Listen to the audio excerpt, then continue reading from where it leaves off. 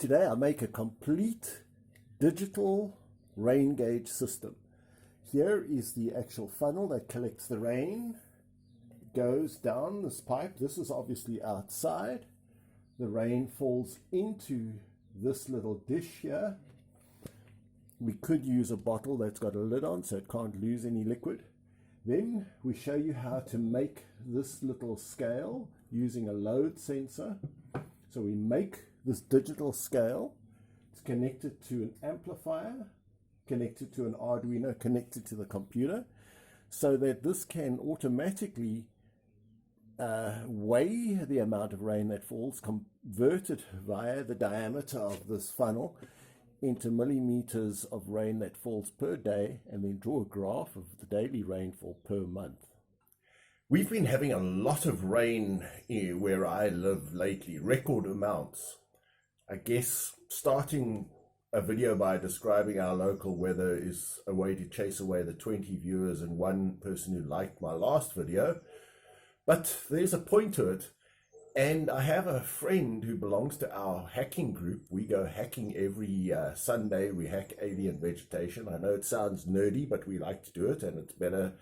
It's cheaper than belonging to a gym. Anyway, this friend of mine, he has a rain gauge. He plots every time it rains, and then he does a graph of it, and he could see that this is a record-breaking amount of rain. And I was so impressed that there actually are people who in their spare time are prepared to every day, in fact, every day he plots that there's been no rain, 20 mils today and 50 mils tomorrow, and he puts it on a graph. And I thought to myself, wow, you youngsters who are coming up through school, you've got to compete with a guy who does this for fun.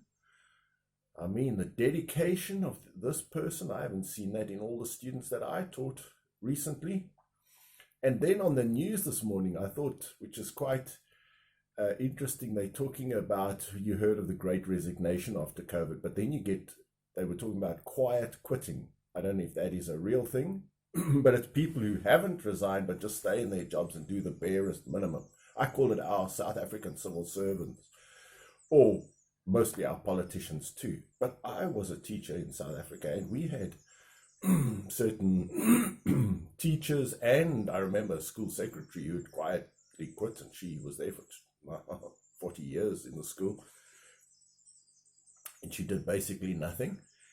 And the boss was just too scared to fire her. And I know some teachers who just basically took time every Monday and Friday. They were gone, they sat in their class, nothing ever got done, and then just before the exams they taught.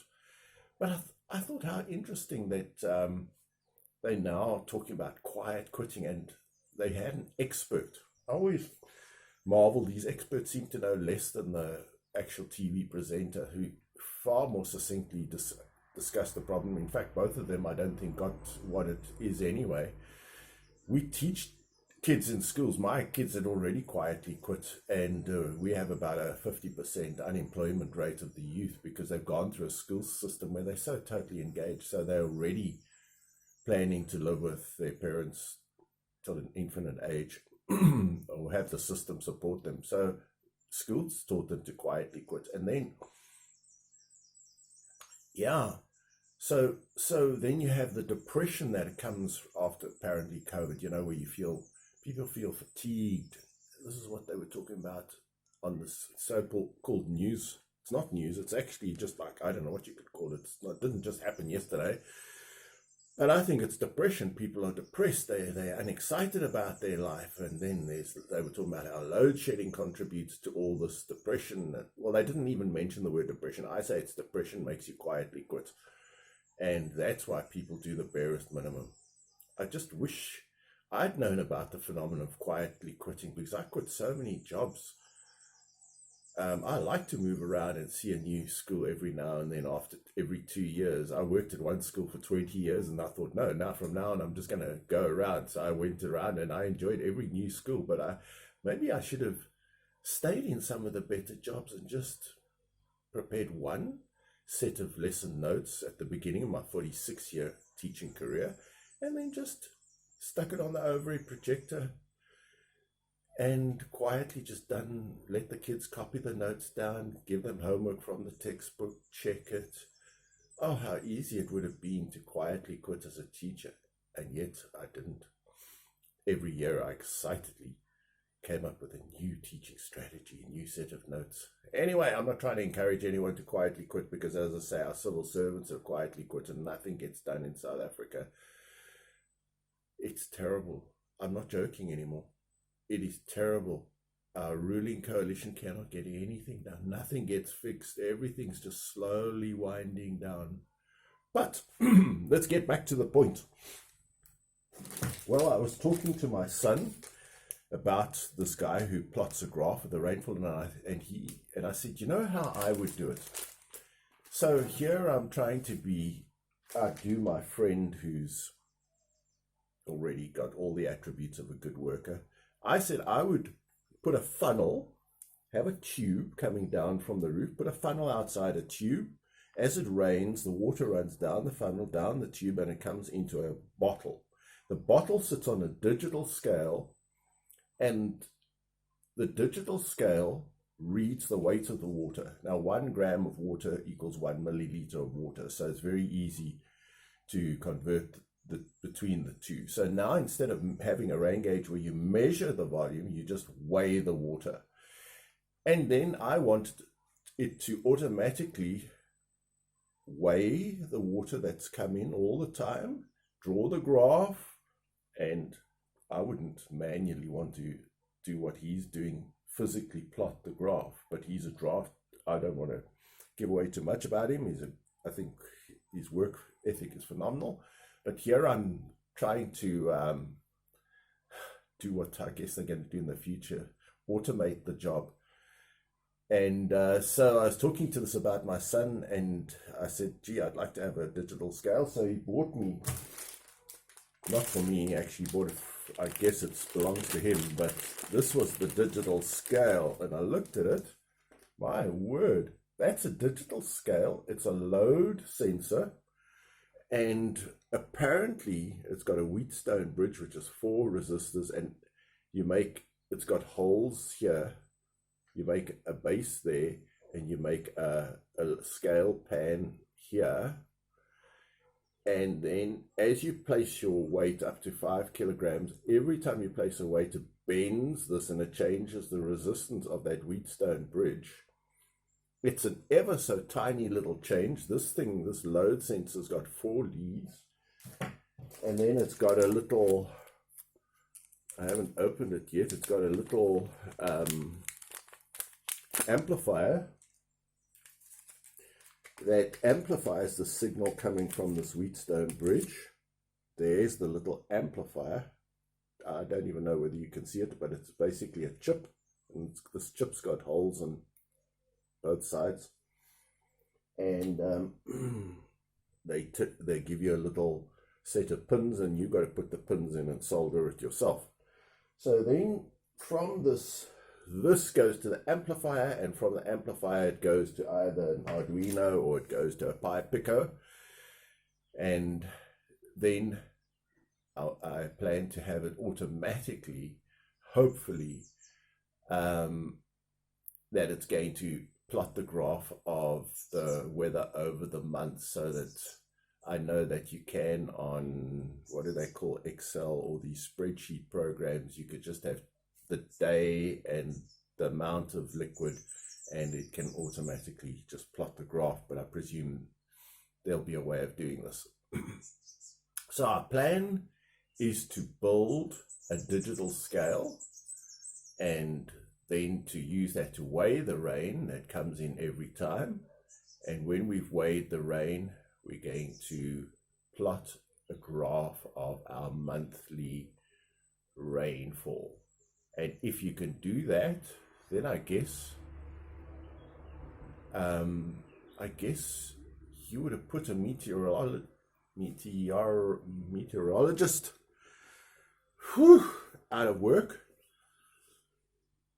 I know they have these automated weather stations, which I'm sure they have some other way of measuring the rain, because what happens. But anyway, 5 kilograms of water. That's going to be a lot of rain, and I guess the people must come and look at the weather station every 6 months or so, which is how long I think it would take to fill up a 5-liter jar. 5 liters is a huge amount of liquid. I better make that scale rather robust. Yeah, if I want to have it fully automated. But anyway, so that is the project for today. I think it's going to be a long day.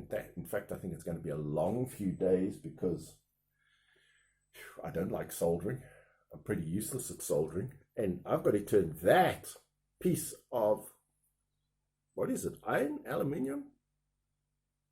I want to get a magnet and see if it's a piece of iron or if it's aluminium. Looks like it's aluminium. Into a digital scale. Maybe I should have just been less ambitious, bought a digital scale and weighed it every time, and then I could have just taken my data every time it rains and placed it into a spreadsheet program, and it would have automatically plotted the graph, and that would have been so much easier than trying to connect this to a pipe picker. In fact, I'm going to attach it to an Arduino Uno if I have one. I think I have one that I didn't break yet. Yeah, I think there is one that they haven't destroyed so far, so I'll go check whether I've still got one that works. Otherwise it'll have to be a pipe picker. So that's the job for today. We come to my least favorite job, which is soldering or soldering or sodding. The Americans have an expression, I'm not quite sure what it is. We call it soldering. To solder, I put this into a little breadboard, wipe it with a bit of flux,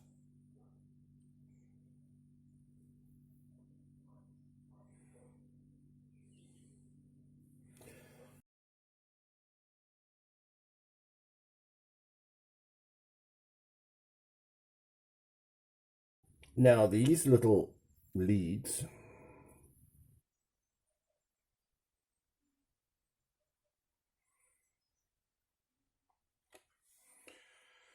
one down,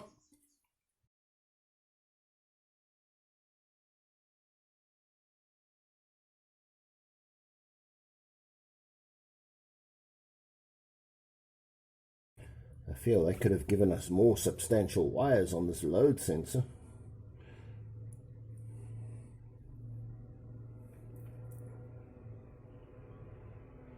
Now you have to make your own scale. So here's the base of the scale, and here is the pan of the scale. So let's stick the base on first. So what I've got to do is stick these screws through and screw them, put a nut on each to raise this above the, those are just free nuts. Put that on there and then screw it in. These people don't give you the screws to go with it. Come on, people, be nice. Just give us some screws with it. Luckily, I had some screws that fitted the thread of this particular load. What do you call it? A load sensor. But not nice that they don't give you. So there. So it's got to be raised so that it can bend a little bit. So that is the base is done. And then we do the same with the pan of the scale.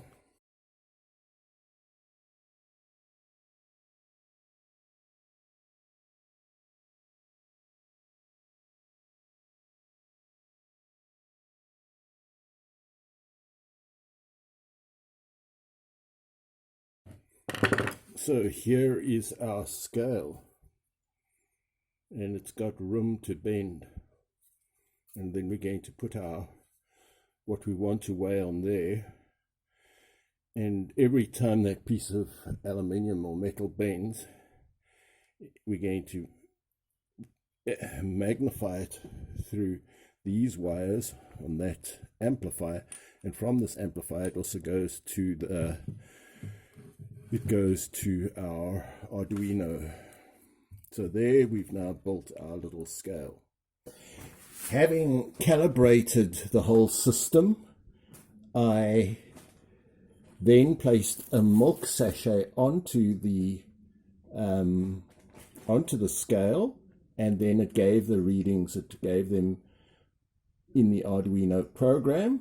I'm just going to remove this milk, which weighed 1,025 grams.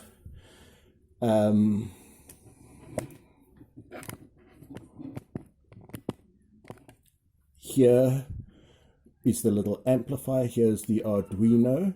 A YouTube program showed me how to attach all of these accurately, which leads go where onto this amplifier chip.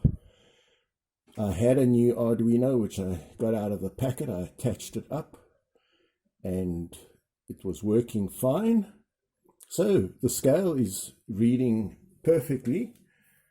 Let's just go to the Arduino program.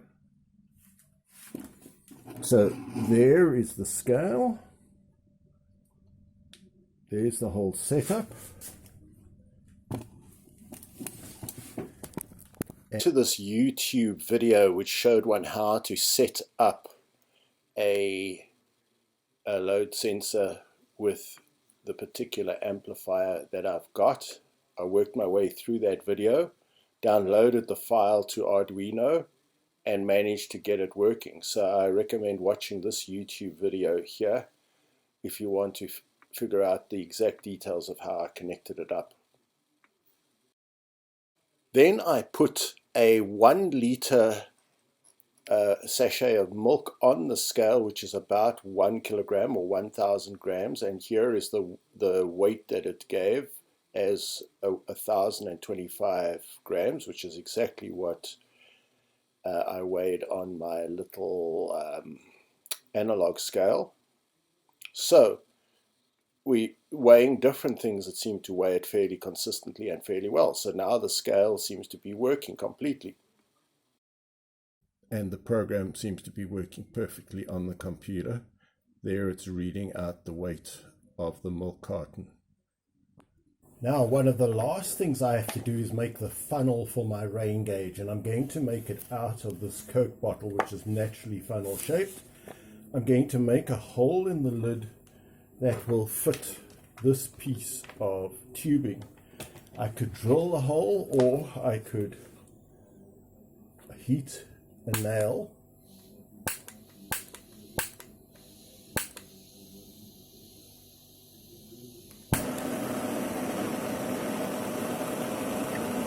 And in that way just burn a hole through the lid of the Coke bottle. So that is going to serve as a funnel.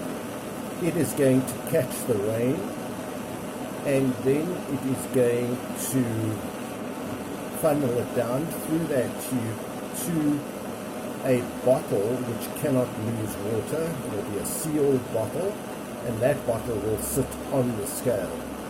So that is probably now hot enough to burn a hole into the Coke bottle lid.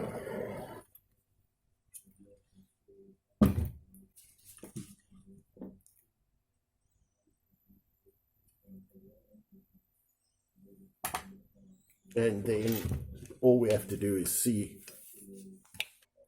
Actually, that hole's just a little too small, so let's just see if we can make it a bit bigger.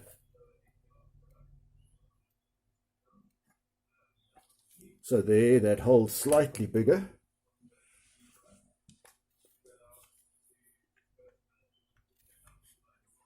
And now this tube fits in nicely. So there is our funnel. And what I'm going to do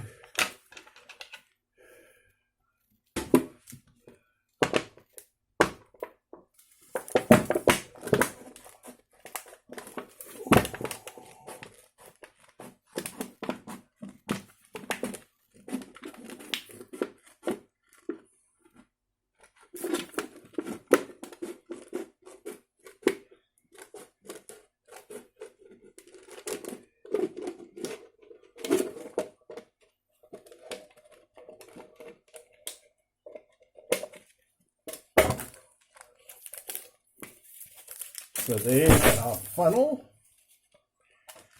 and all we have to do now is measure the diameter and know which area we are collecting rain from, and then we can do the maths and work out how much